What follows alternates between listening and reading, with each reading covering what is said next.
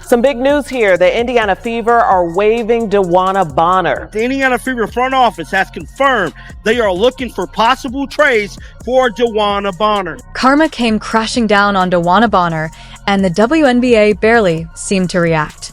Just days after being accused by fans of deliberately going after Caitlin Clark in what many labeled one of the season's most controversial plays, Bonner made an even more surprising decision.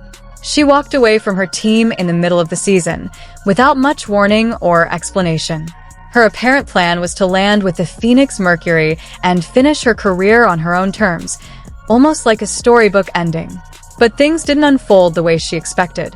Rather than receiving the welcome she may have anticipated, reports suggest she faced rejection, suspension, and perhaps even the possibility of being shut out by teams across the league. How did DeWanna Bonner go from being viewed as a respected veteran to seemingly being overlooked by the very franchise she hoped to join? And is this simply the consequences of her actions? Or is there a much larger story unfolding behind the scenes?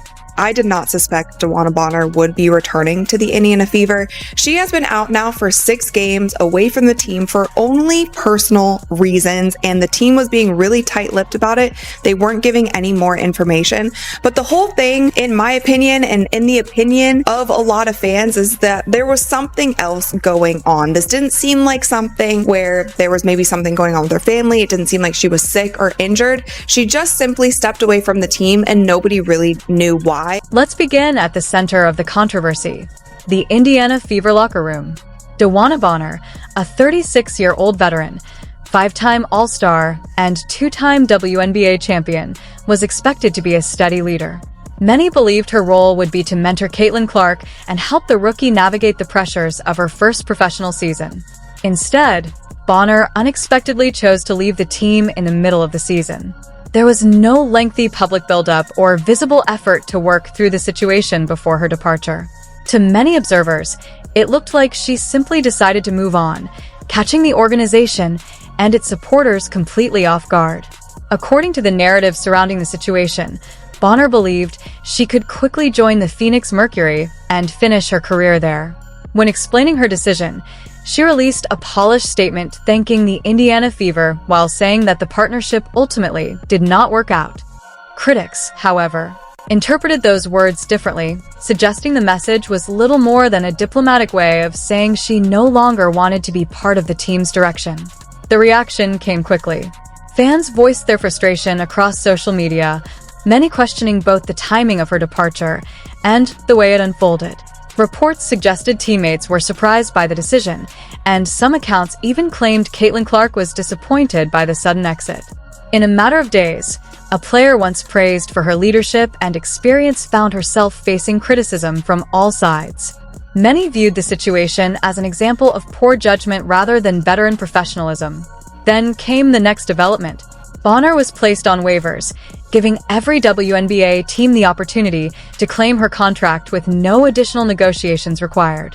At that point, the league was watching to see whether another franchise would take the chance to add the accomplished veteran to its roster. And it's the fact that she has told all other teams, other than the Mercury, don't sign her. Because, by the way, if another team claims her off the waivers, she gets her full salary. She gets her full salary if another team claims her off the waivers. She has just said that she's only going to go to the Mercury. She has said she's only going to the Mercury. When Bonner was placed on waivers, every WNBA team had the opportunity to claim her contract. The surprising outcome? No franchise stepped forward.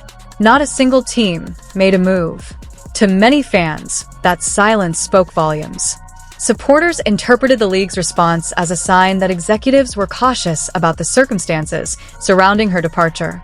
Rather than viewing it as a difficult career decision, critics believed teams saw a veteran who had walked away from a club in the middle of the season and questioned whether a similar situation could happen again elsewhere.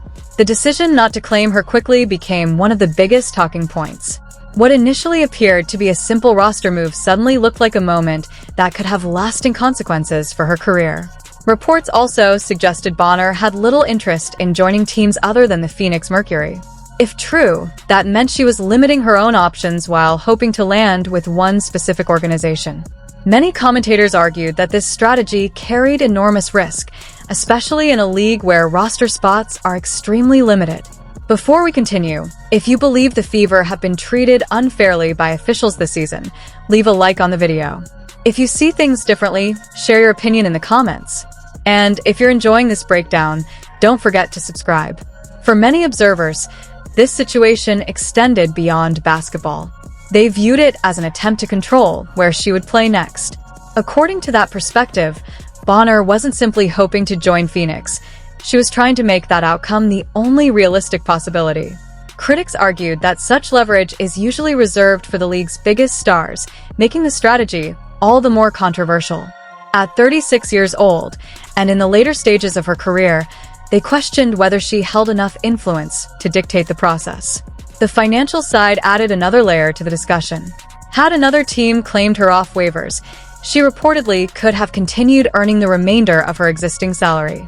Instead, by narrowing her preferred destination, analysts suggested she may have reduced her earning potential significantly, with any new agreement likely worth far less than her original contract.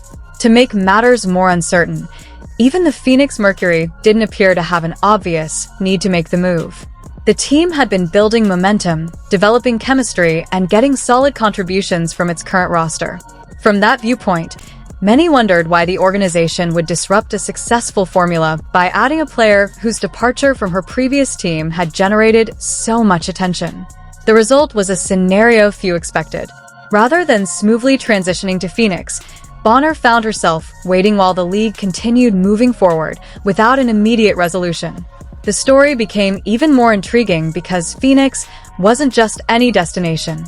It was also the team where Alyssa Thomas, Bonner's longtime partner, was already playing, making the Mercury an especially meaningful landing spot if a deal could eventually be worked out. But that's not the most interesting thing. Now, in case you're wondering, her significant other is Alyssa Thomas. All right.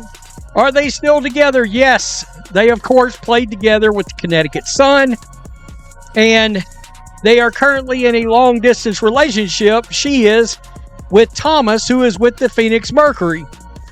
Except, did DeWanna Bonner literally just quit on this team because she wanted to go play with her girlfriend? I don't know how else to take this. So this is Chloe Peterson released this, right? This is DeWanna Bonner. On paper, the idea sounded simple. In reality, it has become far more complicated. The Phoenix Mercury, the team many believed Bonner wanted to join, now face an important decision.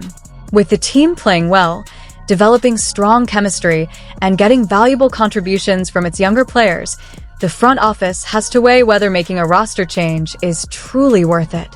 Adding Bonner wouldn't be a straightforward move. It could require releasing another player who has remained committed throughout the season, a decision that naturally raises difficult questions. Executives also have to consider whether bringing in someone whose departure from Indiana generated so much attention would create unnecessary distractions. As a result, what once seemed like an obvious destination no longer appears guaranteed. Instead of an automatic reunion, the Mercury reportedly have to decide whether the benefits of adding an experienced veteran outweigh the potential challenges that come with the situation. For many observers, that's where the irony lies. The team Bonner was reportedly hoping to join now appears to have every reason to proceed carefully rather than rushing into a decision. If you're enjoying this breakdown and want more coverage of the latest WNBA stories, be sure to like the video and subscribe, because this story continues to evolve. Then there's the financial side of the equation. Beyond the basketball implications, the situation may have significant economic consequences. What began as an attempt to control her next destination could ultimately cost Bonner a substantial amount of money, making the entire sequence of events look even more costly in hindsight if the reports about her contract situation prove accurate. Had Bonner simply finished the season, she likely would have earned her full contract and preserved her reputation. Instead, her decision sparked widespread criticism. created uncertainty about her future, and left fans debating whether she miscalculated. Meanwhile, Caitlin Clark and the Fever were left to move forward without a veteran many expected to provide leadership. Whether this marks a temporary setback or a lasting stain on Bonner's career remains a matter of opinion, but the controversy has certainly become one of the WNBA's biggest storylines.